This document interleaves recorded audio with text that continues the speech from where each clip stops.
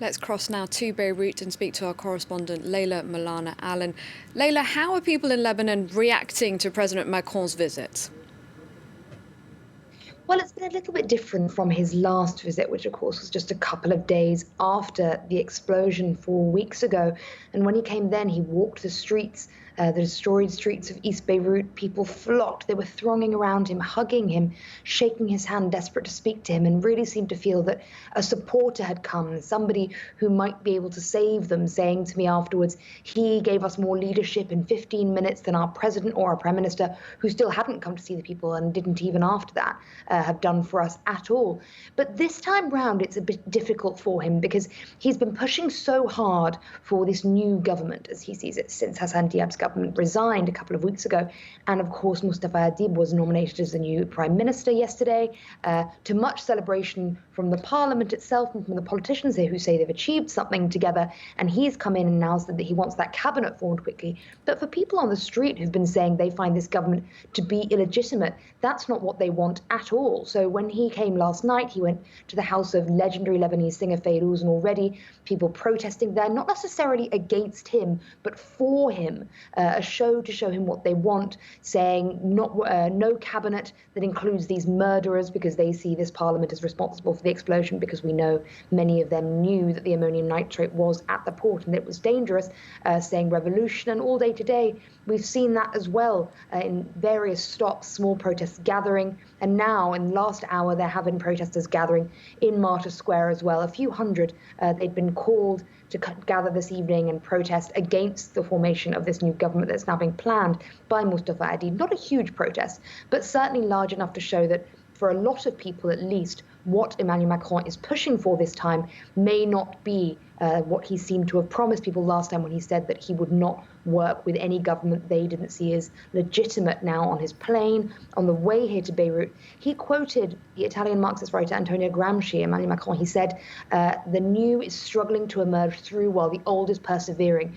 We have to find a way to break through, and that's what I'm trying to do.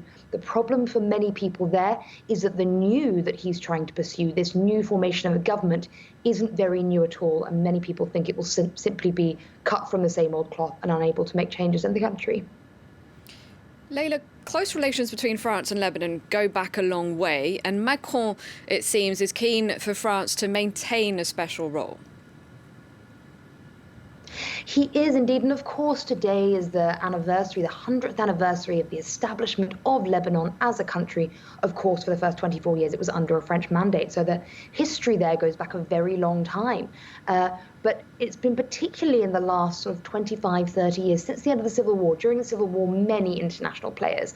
But once they all pulled out, Lebanon felt abandoned and destroyed in a lot of ways. And it was really the friendship between Jacques Chirac and the Prime Minister, credited in many ways with reinvigorating Lebanon after the Civil War. Rafik Hariri, the father of Saad Hariri, a former Prime Minister, that really kick-started that relationship again. And it was Jacques Chirac who became devoted to Lebanon, as he was devoted to his friend Hariri. He started these Paris conferences, which came every few years, trying to raise money to redevelop Lebanon as a modern country in a way that it could move forward. And initially, those were very successful.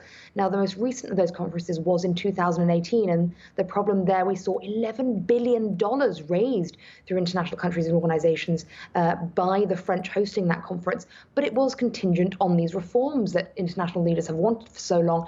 And the money's still sitting there.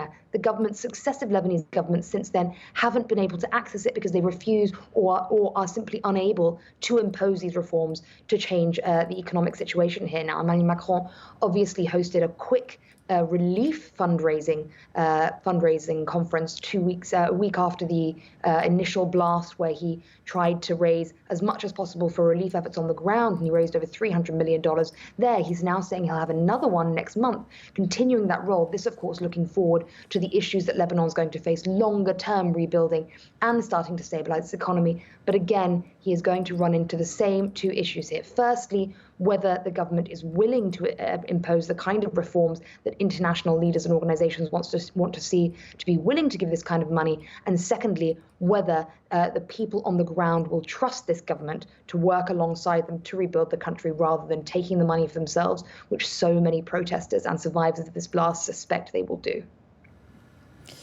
Thank you very much, Leila.